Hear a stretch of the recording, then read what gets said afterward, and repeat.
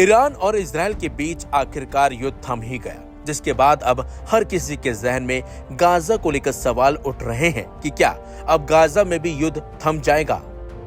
जिस तरह से ईरान इजराइल युद्ध को रोकने में ट्रंप ने आगे आकर कई कदम उठाए, क्या गाजा में भी कुछ ऐसा ही अमेरिका करेगा?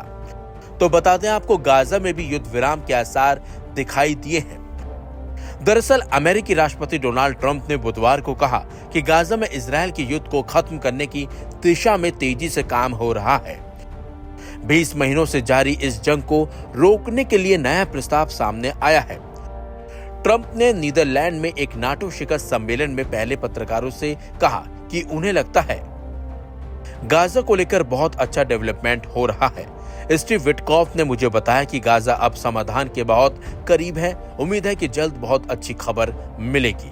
इसके साथ साथ इजरायली पीएम बेंजामिन नेतन्याहू ने इशारा किया कि ईरान के खिलाफ हालिया जंग से गाजा का युद्ध खत्म करने में मदद मिल सकती है। नेतन्याहू पर विपक्षी नेताओं, गाजा में बंधकों के रिश्तेदारों और यहां तक कि उनकी अपनी सरकार के कुछ सदस्यों की ओर से युद्ध खत्म करने के लिए दबाव बढ़ता जा रहा है। इसी बीच कतर ने ऐलान किया है कि वो एक नई सीजफायर की कोशिश करेगा। हमास ने बुधवार को कहा कि सीजफायर पर बातचीत तेज हो गई है। हमास के अधिकारी ताहिर अल नूनो ने एएफपी को बताया, मिस्र और कतर के भाईचारे वाले मध्यस्थों से हमारी बातचीत रुकी नहीं है, बल्कि हाल के घंटों में और तेज हो गई है। हमें जंग को खत्म करने के लिए नया प्रस्ताव मिला है। Aim right, achieve big. At KR Mangalam University, we provide you the platform to turn your dreams into reality. At KR Mangalam University. Israeli सरकार ने सीज फायर की बातचीत पर टिप्पणी करने से इनकार कर दिया है, लेकिन कहा है कि गाजा में बंदी बनाए गए इजरायली नागरिकों को वापस लाने की कोशिशों पर बातचीत तेज हो गई है। गाजा में इजरायल लगातार हमले कर रहा है। गाजा की नागरिक सुरक्षा एजेंसी ने बुधवार को कहा कि इजरायली हमले में 35 और लोगों की मौत हो गई है, जिनमें 6 लोग ऐसे थे जो राशन का इंतजार कर रहे थे। नागरिक सुरक्षा के प्रवक्ता महमूद बस्साल ने एएफपी को बताया कि एक भीड़ जो खाने पीने की चीजें लेने के लिए जमा थी, उसी पर इजरायली गोलियों और टैंक के गोले से हमला किया गया। उम्मीद है कि गाजा में भी जल्द युद्ध शांत हो जाएगा, क्योंकि इस युद्ध के चलते गाजा में आम लोगों की जान जा रही है और खाने के लिए लोग इधर उधर भटक रहे हैं, क्योंकि युद्ध के चलते गाजा में भूखमरी जैसे हालात पैदा हो गए हैं। और जिस तरीके से गाजा से तस्वीरें सामने आई हैं, वो काफी भयानक है और लोग और बच्चे एक तरह से भूखमरी के शिकार हो रहे हैं। और खबर ये भी है कि भूखमरी के चलते भी गाजा में कई लोगों की जान चली गई है। तो युद्ध विराम होने से वहां जो स्थिति बनी हुई है वो अब सुधरने की उम्मीद जागी है और उम्मीद है कि जंग बंद होगी, ताकि लोग अपनी जान न गंवाएं और जिस तरीके से भूखमरी वहां फैली है वो भी जल्द से जल्द युद्ध खत्म होने के साथ खत्म हो जाए, ताकि लोगों को खाना सही मिले और वहां पर जिस तरीके से जो मदद रुकी है वो भी लोगों तक पहुंच सके।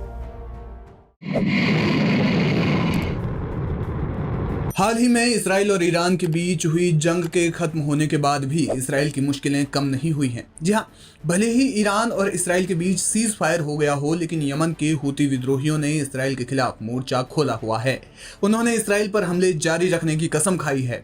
यमन के हूती विद्रोहियों के वरिष्ठ नेता मोहम्मद अल बुखैती ने घोषणा की है कि उनका समूह इसराइल के खिलाफ सैन्य अभियान जारी रखेगा। ये बयान अमेरिकी राष्ट्रपति डोनाल्ड ट्रंप द्वारा ईरान और इसराइल के बीच युद्ध विराम की घोषणा के कुछ घंटों के बाद आया है। अल बुखैती ने सोशल मीडिया पर कहा कि हूती समूह तब तक अपने हमले जारी रखेगा जब तक गजा पर इसराइली हमले बंद नहीं हो जाते और वहां की घेराबंदी नहीं हटा ली जाती। उन्होंने कहा कि युद्ध विराम साबित करता है कि सैन्य बल ही एकमात्र भाषा है जिसे अमेरिका और इसराइल समझते हैं। ये बयान मिडिल ईस्ट में बढ़ते तनाव के बीच आया है। खास तौर पर 13 जून 2025 को इसराइल द्वारा ईरान के परमाणु और सैन्य ठिकानों पर किए गए हमलों और इसके जवाब में ईरान द्वारा इसराइल और कतर में अमेरिकी सैन्य अड्डे पर मिसाइल हमले के बाद हूती विद्रोही, जिसे ईरान समर्थित माना जाता है, उसने हाल के महीनों में गजा में फिलिस्तीनी लोगों के समर्थन में इसराइल पर मिसाइलों और ड्रोन्स की बौछार की है। ये हमले तेज किए हैं। इनमें तेल अवीव के बेन गुरियन हवाई अड्डे के पास हमले शामिल हैं। इसके जवाब में इसराइल ने भी यमन के हूती विद्रोहियों के ठिकानों पर ताबड़तोड़ हमले किए।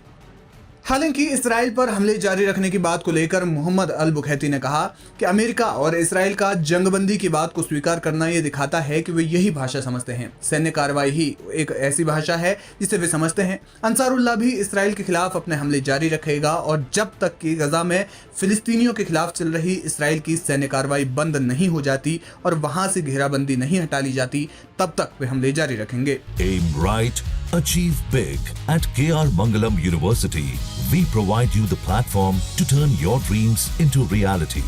At KR Mangalam University. अल बुखैती ने यह भी दावा किया कि हूती विद्रोही अपनी रक्षा क्षमताओं को स्वतंत्र रूप से विकसित कर रहे हैं और वो किसी भी बाहरी दबाव के सामने नहीं झुकेगा। इस बीच इस्राएली प्रधानमंत्री बेंजामिन नेतन्याहू ने कहा कि जो भी हमें नुकसान पहुंचाएगा हम उसे जवाब देंगे। उन्होंने हूती हमलों के लिए ईरान को जिम्मेदार ठहराया। आपको बता दें कि साल 2023 से ही हूती लड़ाके लाल सागर में इसराइल या इसराइल के समर्थक देशों के खिलाफ अपनी कार्रवाई जारी रखे हुए हैं। वे मालवाहक जहाजों को निशाना बना रहे हैं जिससे वैश्विक व्यापार पर असर पड़ रहा है। संयुक्त राष्ट्र के अनुसार इन हमलों के कारण लाल सागर से गुजरने वाले जहाजों की संख्या में भारी कमी आई है, जिससे वैश्विक व्यापार को करीब $1 ट्रिलियन का नुकसान हुआ है। अगर हूती विद्रोहियों ने अपने हमले इसी तरह जारी रखे तो ये नुकसान बढ़ सकता है। आपको बता दें कि हाल ही में जो इसराइल और ईरान के बीच 12 दिन का युद्ध चला था वो अब समाप्त हो गया है। फिलहाल सीज फायर हो गया है। हालांकि मिडिल ईस्ट में अभी भी एक तरह से तनावपूर्ण शांति है। दोनों ओर भारी नुकसान हुआ है। ईरान को जहां नुकसान पहुंचा है तो वहीं इसराइल को भी बड़ा नुकसान हुआ है।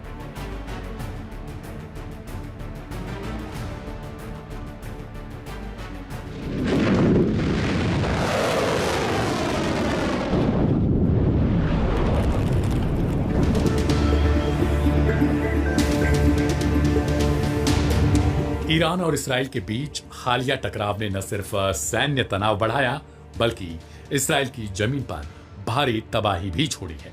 अब इसराइल सरकार के सामने है एक नया संकट, मुआवजा दांव का सैलाब। गाजा में टूटे मकानों को आपने बारूद बनते देखा होगा और वहां बिछ रही लाशों पर भी दुनिया किस तरीके से चुप्पी साधे रखी उसको भी आपने सुना और देखा होगा। लेकिन इसराइल में अब कमोवेश ऐसे ही हालात देखने को मिले हैं जो करीब करीब गाजा में देखने को मिलते हैं। जहां ईरान से जंग के बीच वहां भारी तबाही और टूटे मकानों ने प्रधानमंत्री बेंजामिन नेतन्याहू के लिए मुश्किलें बढ़ा दी। ईरान द्वारा दागी गई मिसाइलों ने इसराइल में भारी तबाही मचाई। हमलों में देश भर में 30,000 से अधिक इमारतें बुरी तरीके से क्षतिग्रस्त हो गई। अब तक कुल 38,700 से ज्यादा मुआवजा दावे दर्ज हो चुके हैं और यह आंकड़ा लगातार बढ़ रहा है। यह अपने आप में ये बता रहा है कि आखिर ईरान ने इसराइल में किस कदर तबाही मचाई है। सबसे ज्यादा नुकसान घरों और इमारतों को हुआ।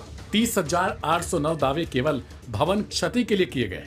इसके अलावा 3713 वाहन और 4,085 घरेलू वस्तुएं और उपकरण भी मिसाइलों की चपेट में आई हैं। तेल अवीव सबसे ज्यादा प्रभावित इलाका रहा, जहां 24,932 से अधिक दावे दर्ज किए गए। वहीं अश्कलोन में भी करीब करीब 10,793 लोग मुआवजा मांग रहे हैं। इन आंकड़ों ने सरकार की चिंता बढ़ा दी। इसराइल के राष्ट्रीय कर प्राधिकरण ने कहा है कि यह संख्या अक्टूबर 2023 के हमलों में दर्ज दावों से कहीं अधिक है। लोग अब तक तत्काल राहत, पुनर्निर्माण, सहायता और बीमा दावों की प्रक्रिया में जुटे हैं। Aim right, achieve big. At KR Mangalam University, we provide you the platform to turn your dreams into reality. At KR Mangalam University. 12 दिनों तक चले इस भयानक युद्ध में इसराइल के हमलों का ठीक वैसा ही जवाब ईरान ने भी दिया। ईरान ने ऑपरेशन 2 प्रॉमिस 3 चलाया और इसराइली शहरों को दहला डाला। इसराइल के तेल अवीव, हाइफा और बीर शेवा शहर को जबरदस्त नुकसान पहुंचा है। इसके अलावा इसराइल की कई प्रमुख इमारतों को तबाह कर डाला, जिसमें मोसाद हेडक्वार्टर, IDF हेडक्वार्टर, तेल अवीव स्टॉक एक्सचेंज और सोरोका मेडिकल सेंटर शामिल है। साथ ही हाइफा बंदरगाह, हाइफा नौसैनिक अड्डे और तेल रिफाइनरी को भी नुकसान पहुंचा है। यह संकट अब केवल सैन्य नहीं बल्कि आर्थिक और मानवीय रूप ले चुका है। विश्लेषकों का कहना है कि यदि यह टकराव और बढ़ा तो इसराइल की आंतरिक व्यवस्था और अर्थव्यवस्था पर भी गहरा असर पड़ेगा। मिसाइलें अब शांत हो चुकी हैं, लेकिन कई और लोग थे जो शांत हो चुके हैं, यानी जिनकी मौत हो गई है।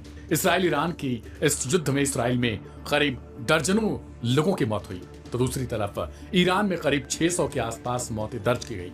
लेकिन उनके निशान इसराइल की जमीन पर गहरे छप चुके हैं। आने वाले हफ्तों में सरकार को न सिर्फ सुरक्षा बल्कि राहत और पुनर्निर्माण की चुनौती से भी जूझना होगा।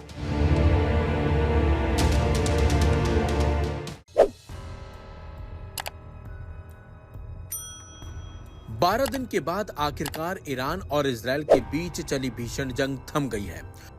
दोनों देशों के बीच चली इस जंग में भयंकर तबाही मची, जबकि 600 से ज्यादा लोगों की मौत हो गई और हजारों लोग घायल हो गए। इस जंग में ईरान के कई टॉप कमांडरों और वैज्ञानिकों की भी जान गई है। वहीं अब 2 हफ्ते के इंतजार के बाद ईरान अपने टॉप कमांडरों के शवों को दफनाने की तैयारी कर रहा है। इजराइल ने 13 जून को दरअसल ईरान पर मिसाइलों से हमला किया था।